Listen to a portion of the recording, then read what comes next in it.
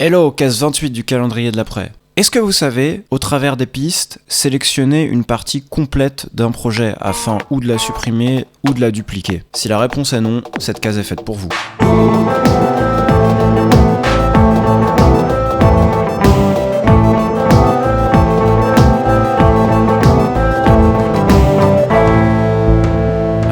Pour agrandir un projet, ou on étire l'objet afin qu'il fasse un nombre de mesures suffisant, ou bien on le copie-colle jusqu'à temps qu'on soit satisfait de la taille et puis on fait ça sur toutes les pistes, une après l'autre. Je vais vous montrer là comment on peut faire ça d'un seul coup au travers de toutes les pistes en même temps, ou de celles qu'on désire multiplier. Comme souvent, j'ai fait une base musicale légèrement inspirée d'un titre un peu connu d'une auteure-interprète qui s'appelle Clara Luciani. La voici.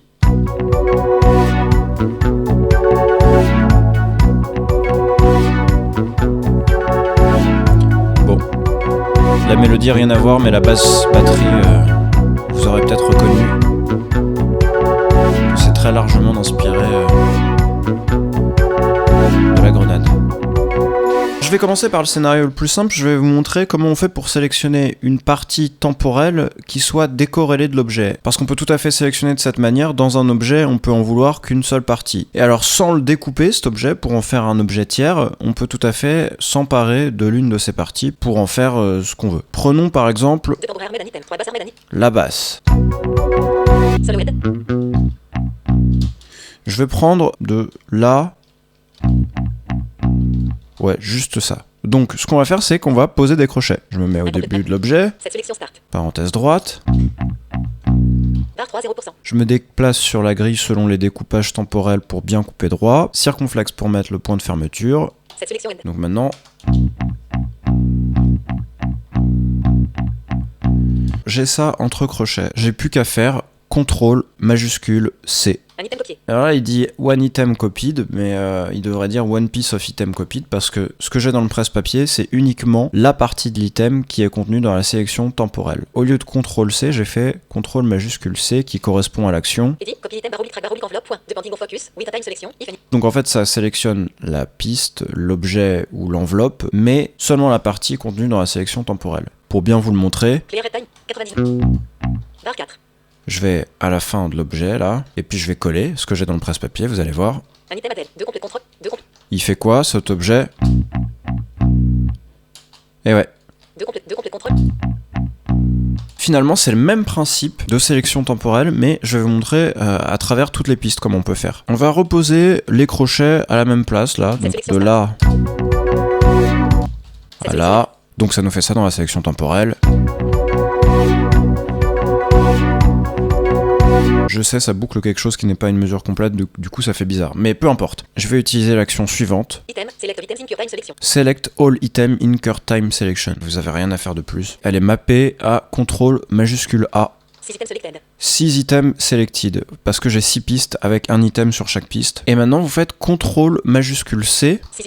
Pour copier en fait uniquement la taille de la sélection temporelle avec tous les items de toutes les pistes qui avaient été précédemment sélectionnés grâce à CTRL majuscule A. Donc vous mettez votre sélection temporelle, CTRL majuscule A pour sélectionner tout ce qui est dans la sélection temporelle et CTRL majuscule C pour copier uniquement à la taille de la sélection temporelle. Maintenant, si je vais barre 5 pour coller juste après, vous allez voir, 1, ça va coller sur toutes les pistes et 2, ça va coller uniquement ce qu'on a sélectionné et pas plus. Dernier avertissement. Placez-vous bien sur la piste la plus haute de votre projet, sinon il va créer des pistes supplémentaires en escalier. Si vous êtes sur la piste 2, il va créer une piste 7. Et si vous êtes sur la piste 3, il va créer une piste 7 et 8 avec des décalages d'instruments. Donc prenez bien garde à rester sur la piste tout en haut. Et là je colle. 6 items added. Si on écoute là. Bah voilà.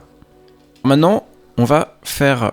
la troisième et dernière étape, c'est prendre ce qu'on veut dans une sélection temporelle. On a vu qu'on était plus limité à la taille des objets, que grâce à la sélection temporelle, on pouvait s'emparer de n'importe quel morceau, de n'importe quel item au travers de toutes les pistes. Maintenant, on va dire au travers de certaines pistes qu'on aura décidées. Pour faire ça classique, on refait une sélection temporelle. Tiens, pour changer, on va sélectionner cette partie.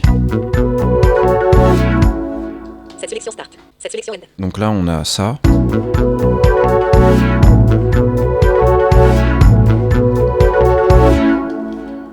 Et on va dire qu'on veut bien le kick, la basse et le synthé lead. Donc là, je vais faire majuscule plus flèche de basse. Ça va avoir pour effet de me sélectionner deux pistes. La piste 1 et la piste 2 sur laquelle je viens de descendre. La piste 2, je la veux pas, parce que j'avais dit que je veux le kick, la basse, et là c'est le tambourin. Donc je la désélectionne, en restant enfoncé sur majuscule, je fais espace. Non contiguë sélection.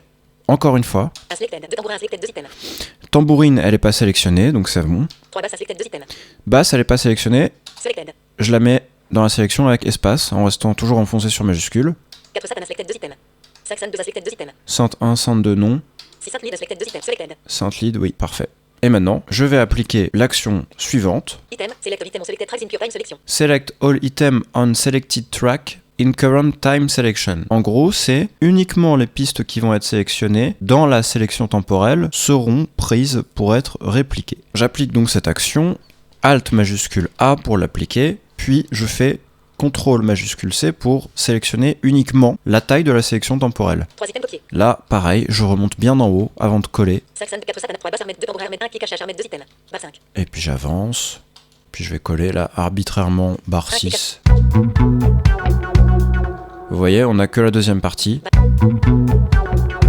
Et que les trois instruments, synthé lead, kick et basse. Donc voilà, c'est très intéressant pour copier de larges portions de projets sans avoir à faire piste par piste, objet par objet. Donc le contrôle majuscule C, c'est génial conjugué avec une time selection, ça permet de sélectionner ce qu'on veut, pas forcément à la découpe d'un objet. Puis les deux actions là, select all item in current selection, contrôle majuscule A, ça c'est bien aussi. Select all item in selected track, alt majuscule A, et c'est très bien aussi pour faire le tri quand on veut reprendre la majorité des trucs, mais pas tous quoi. C'est un coup à prendre, mais franchement, c'est quand même pas bien compliqué, et puis surtout le gain de temps est significatif. Je vous remercie pour votre écoute, n'hésitez pas à vous abonner à la chaîne, à en parler autour de vous, à me suivre sur Twitter @toutauclavier pour avoir des nouvelles fraîches, puis je vous dis à demain. Bonne musique.